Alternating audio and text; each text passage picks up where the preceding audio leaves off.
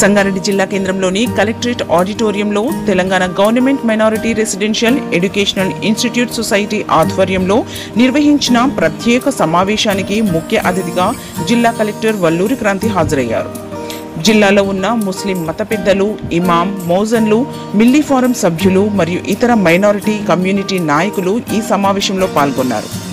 టిమ్రిస్ విద్యా సంస్థలలో అడ్మిషన్ ప్రచారాన్ని సమర్థవంతంగా నిర్వహించడంపై సమావేశాన్ని నిర్వహించారు. అనంతరం కలెక్టర్ చేతుల మీదుగా ఈ సంవత్సరం ఎస్ఎస్సి మరియు ఇంటర్మీడియట్ పరీక్షల్లో అత్యుత్తమ ఫలితాలు సాధించిన విద్యార్థులకు ప్రశంసా పత్రాలు, మెమెంటోస్ను అందజేశారు. ఈ సందర్భంగా జిల్లా కలెక్టర్ క్రాంతి వల్లూరి మాట్లాడుతూ ప్రపంచాన్ని మార్చాలంటే చదువే గొప్ప ఆయుధమని అన్నారు. ప్రతి ఒక్కరిలో విద్య ఎంతో కీలకమైన అంశమని, అభివృద్ధి, సమానత్వం, స్వయం సమర్థత సాధించడంలో విద్య ప్రధాన పాత్ర పోషిస్తుందని పేర్కొన్నారు. విద్య అనేది కేవలం ఉద్యోగ అవకాశాలకు మాత్రమే కాకుండా మంచి పౌరుడిగా తీర్చిదిద్దే సాధనమని అన్నారు.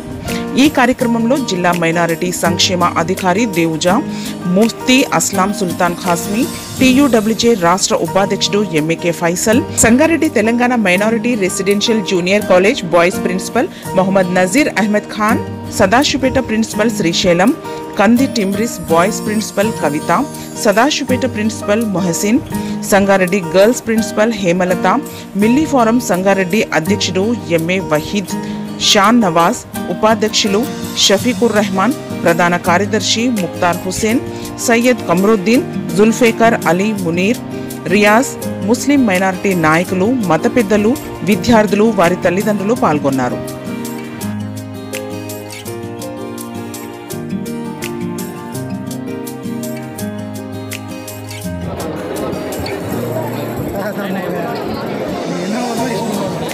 అడ్మిషన్స్ అన్నవి ప్రారంభం చేసుకున్నాము. అయితే కొన్ని స్కూల్స్ లో అనుకున్నంతగా మనకు అడ్మిషన్స్ రావట్లేదు అని గ్రహించి ఒకసారి కమ్యూనిటీ లీడర్స్ అందరితో కూడా మాట్లాడి వారికి అవగాహన కల్పించి వారి ద్వారా అడ్మిషన్స్ ఇంప్రూవ్ చేద్దాం. వారన్నారు, education is the most powerful weapon which can be used to change the world. అంటే విద్య అన్నది ఎంత శక్తివంతమైందంటే ప్రపంచాన్నే మార్చేయగలుగుతుంది. అది నిజం కూడా. నేడు మన బాల బాలికలకు మనం విద్యను అందిస్తే వారు భవిష్యత్తులో ఉన్నత శిఖరాలు అధిరోహించి ఉన్నత స్థానంలో వారు సెట్ అయ్యే అవకాశం ఉంటుంది. వారికి ఒక మంచి జీవనాన్ని మనం అందించగలిగిన వారం అవుతాము. దాంతోపాటు వారొక్కరే కాకుండా నెక్స్ట్ భవిష్యత్తులో వారి కుటుంబం కూడా బెనిఫిట్ పొందుతుంది. మీరు చూస్తూనే ఉంటారు, డాక్టర్స్ పిల్లలు డాక్టర్స్ అవుతుంటారు, ఇంజనీర్స్ పిల్లలు ఇంజనీర్స్ అవుతుంటారు. సో అదే విధంగా మనము నేటి బాల బాలికలకు చదువును అందిస్తే భవిష్యత్తులో వారి పిల్లలకి ఒక మంచి చదువును అందించుకొని ముందుకు తీసుకెళ్తారు. అంటే ఒక కుటుంబము, ఒక సమాజమే మనము ముందుకు తీసుకెళ్లిన వారి అవుతాము ఒకవేళ ఇప్పుడు మనం వారికి విద్యను అందించగలిగితే. నేటి పౌరులే రేపటి పౌరులు కాబట్టి మన ఫోకస్ అంతా కూడా విద్యను అందించగలుగుతాం, ఎంత బాగా వెళ్తాం. సో దీంట్లో భాగంగా మైనారిటీస్ కుటుంబాలందరికీ కూడా విద్యను దగ్గర చేయడానికి, మైనారిటీ కుటుంబంలో ఉన్న పిల్లలకు విద్యను అందించడానికి Telangana minority residential education institutions అన్నవి మన రాష్ట్ర ప్రభుత్వం ఎస్టాబ్లిష్ చేయడం జరిగింది. మరి ఈ ఎడ్యుకేషనల్ ఇన్స్టిట్యూషన్స్ లో నాణ్యమైన విద్య ఉచితంగా అందించడంతో పాటు అన్ని సదుపాయాలు కూడా మన స్టూడెంట్స్ కి అందించడం జరుగుతుంది. ఉచితంగా వారికి యూనిఫామ్స్, టెక్స్ట్ బుక్స్, స్టేషనరీ, మంచి వైద్యం, మంచి న్యూట్రిషియస్ ఫుడ్. పోయిన ఏడాది మన రాష్ట్ర ప్రభుత్వం డైట్ అండ్ కాస్మెటిక్ చార్జెస్ పెంచుతూ ఒక మంచి కామన్ డైట్ మెన్యూ అన్నది కూడా అన్ని ఎడ్యుకేషన్ ఇన్స్టిట్యూషన్స్ లో ఇవ్వాలి, మన పిల్లలకు మంచి భోజనం అందించాలి అని మంచి ఉద్దేశంతో మెన్యూ అన్నది ఇంప్రూవ్ చేయడం జరిగింది. అంటే ప్రతి నెల కూడా ఆర్ట్స్ అందిస్తూ, 2 సార్లు మటన్ అందిస్తూ, ప్రతి వారానికి 5 రోజులు బాయిల్డ్ ఎగ్స్ అందిస్తూ, మంచి పాలు, నెయ్యి, ఇటువంటి సీజనల్ ఫ్రూట్స్, స్నాక్స్ అన్ని కూడా ఇస్తూ చిన్నారులు కేవలం విద్యలోనే కాకుండా హాలిస్టిక్ డెవలప్మెంట్ ఉండే విధంగా మంచిగా న్యూట్రిషన్ కూడా వారికి అందే విధంగా జనరల్లీ మనము అమ్మాయిలలో రక్తహీనత వంటి సమస్యలు చూస్తూ ఉంటాము. సో ఇటువంటి సమస్యలన్నీ కూడా అధిగమించి వారు మంచి ఆరోగ్యవంతంగా తయారయ్యే విధంగా కూడా ఈ వెన్యూ అన్నది ఏర్పాటు చేయడం జరిగింది. సో విద్యతో పాటు మన మైనారిటీ ఇన్స్టిట్యూషన్స్ లో extra curricular activities, holistic development కూడా మనం ప్లాన్ చేస్తున్నాము. అంటే స్పోర్ట్స్ గ్రౌండ్స్ అన్ని కూడా అందుబాటులో ఉంటాయి. మన టెంబ్రిస్ రిపోర్ట్ లో చూసాం మనము, చాలా మంది స్టేట్ అండ్ నేషనల్ లెవెల్ లో కూడా స్పోర్ట్స్ లో గోల్డ్ మెడల్స్ ఇటువంటివి సాధించిన స్టూడెంట్స్ ఉన్నారు. దాంతో పాటు నేటి కాలంలో కంప్యూటర్ సైన్స్ నాలెడ్జ్ అన్నది ఎంతో ఇంపార్టెంట్. ఎక్కడ జాబ్ కావాలన్నా కూడా తప్పకుండా కంప్యూటర్స్ లో నాలెడ్జ్ ఉందా లేదా అని చూస్తున్నారు. కాబట్టి ప్రతి స్కూల్లో కూడా డిజిటల్ లైబ్రరీస్ ఏర్పాటు చేసి మన చిన్నారులకు కంప్యూటర్ సైన్స్ నాలెడ్జ్ కూడా అందించడం జరుగుతుంది. దాంతో పాటు సైన్స్ అండ్ టెక్నాలజీలో వారికి ప్రతిభ కనబరిచే విధంగా స్టెమ్ ల్యాబ్స్, రోబోటిక్స్ ల్యాబ్స్ వంటివి కూడా ఏర్పాటు చేస్తున్నారు. అలానే 10th క్లాస్ తర్వాత సెంటర్ ఆఫ్ ఎక్సలెన్స్ కింద వారికి ఐఐటి జేఈలో కూడా కోచింగ్ ఇస్తూ, ఎంబీబీఎస్ చదవాలనుకున్న వారికి నీట్ లో కోచింగ్ ఇస్తూ, వారికి ఇంత కాంపిటేటివ్ వరల్డ్ లో మన మైనారిటీ పిల్లలు కూడా అందరితో పాటు కూడా కాంపిటీషన్ లో నెగ్గి మంచి ర్యాంక్స్ సాధించే విధంగా కూడా మంచి కోచింగ్ అన్నది కూడా మన ఇన్స్టిట్యూషన్స్ లో ఇస్తున్నారు. మన రిజల్ట్ లో కూడా చూస్తే డాక్టర్లు అవుతున్నారు. కాబట్టి ఎంతో ఎంతో మంచి అవకాశాలు టిమ్రిస్ లో జాయిన్ చేయడం వల్ల మన పిల్లలకి మనం అందించిన వారం అవుతాము. దాంతో పాటు ఇందాక మన 10th క్లాస్ రిజల్ట్ కూడా చూశారు. సంగారెడ్డి జిల్లా మన రాష్ట్రంలోనే ఓవరాల్ గా కూడా 2nd ప్లేస్ మన 10th క్లాస్ స్టూడెంట్స్ సాధించడం జరిగింది. మరి దీనికి కాంట్రిబ్యూట్ చేసిన ప్రిన్సిపల్స్, టీచర్స్ అందరికీ కూడా నేను అభినందనలు తెలియజేస్తున్నాను. అలానే టెంబ్రిస్ లో స్టేట్ ఫస్ట్ కూడా సంగారెడ్డి జిల్లా వచ్చిందని చెప్తున్నారు. సో దీనికి కూడా ఆర్టీఓ గారికి, ప్రిన్సిపల్స్ అందరికీ కూడా అభినందనలు తెలియజేస్తున్నాను. కాబట్టి మన జిల్లాలో ఎంతో మంచి విద్యను ఇవ్వడానికి జిల్లా యంత్రాంగం అలానే ప్రిన్సిపల్స్, టీచర్స్ అందరూ కూడా కమిటెడ్ గా ఉన్నారు. మరి మీ తరపు నుంచి మీ పిల్లల్ని, మీ కమ్యూనిటీలో ఉన్న పిల్లల్ని, పేరెంట్స్ ని మోటివేట్ చేస్తూ, అవగాహన కల్పిస్తూ తప్పకుండా టిమ్రిస్ లో జాయిన్ చేయించాల్సిందిగా కోరుతున్నాను. ముఖ్యంగా ఈ 5 టిమ్రిస్ ఇన్స్టిట్యూషన్స్ లో కొంత అడ్మిషన్స్ తక్కువ ఉన్నట్టుగా కనిపిస్తుంది. ఒకటి వచ్చేసి ఆంధ్రోల్ గర్ల్స్ జూనియర్ కాలేజ్ 50% కంటే తక్కువ అడ్మిషన్స్ లాస్ట్ టైం వచ్చినట్టు చెప్తున్నారు. ఆంధ్రోల్ బాయ్స్ జూనియర్ కాలేజ్ కేవలం 20% అడ్మిషన్స్ ఉన్నట్టు చెప్తున్నారు. Narayanpet boys 40%, Sadashivpet boys 70%, Patancheru boys 50%. So కొంత బాయ్స్ ని జాయిన్ చేయడంలో కొంచెం ఇబ్బంది పడుతున్నట్టు అనిపిస్తుంది.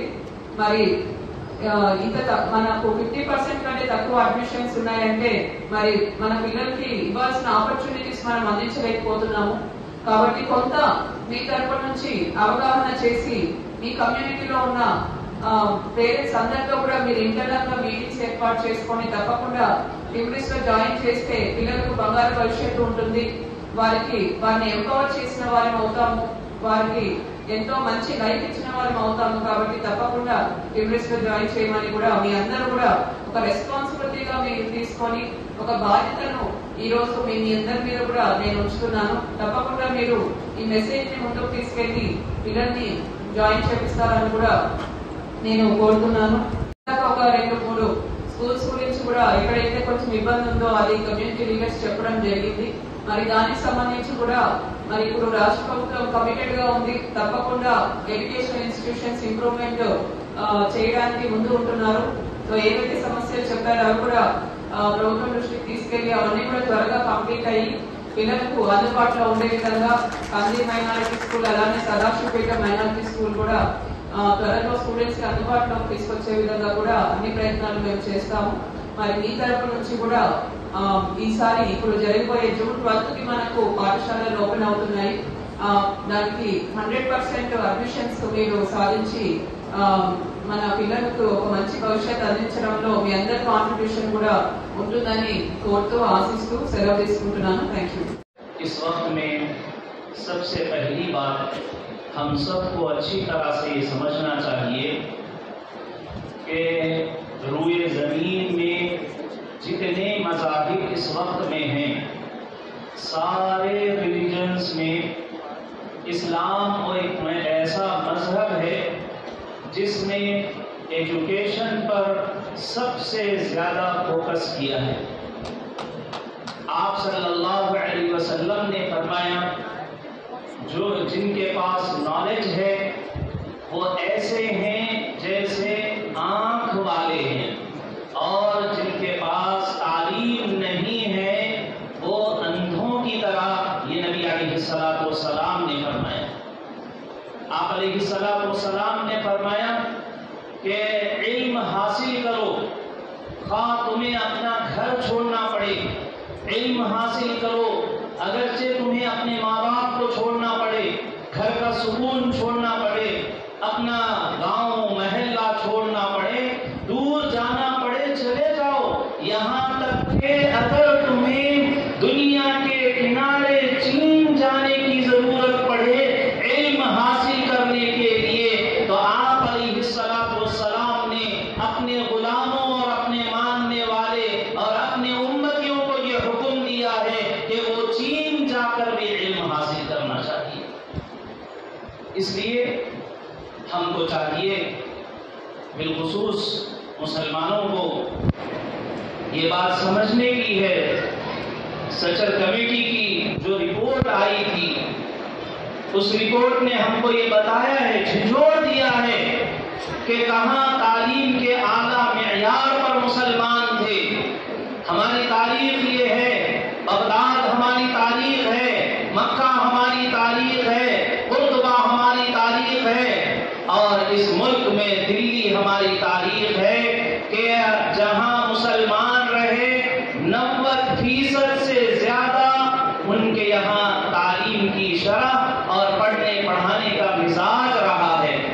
लेकिन बिलखुसूस अंग्रेजों के इस मुल्क में तसल्लुत के बाद उन्होंने बाज़ाब्ता मंसूबाबंद तरीके से मुसलमानों को एजुकेशन से पीछे किया, पीछे करते गए, यहाँ तक कि आज मुसलमानों का हाल ये है कि एससी, ओबीसी और अक़लियत दलित वगैरह इन सब से नीचे मुसलमान जा रहे हैं। हमें चाहिए कि हम होश में आए, तालीम और एजुकेशन की अहमियत को और ज़रूरत को समझें, और ये तय कर लें कि अगर हमारे बच्चों को एक वक्त खाना ना मिल सके तो हम भूखा रहना और रखना बर्दाश्त कर लेंगे। शादी ब्याह के मौकों पर उन्हें कपड़े नए ना बना सके तो कोई बात नहीं, बीमार हो जाएं, अच्छे हॉस्पिटल में उनका इलाज करा नहीं सक रहे, कोई बात नहीं है। लेकिन हम अपने